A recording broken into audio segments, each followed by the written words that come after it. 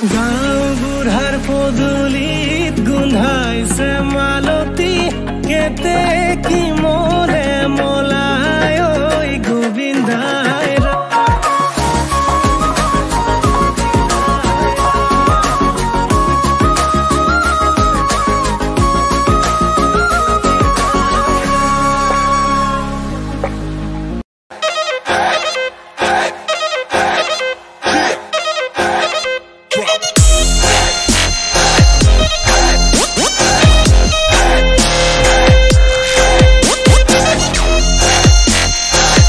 গাঁও বুঢ়াৰ পদূলিত গোন্ধাইছে মালতী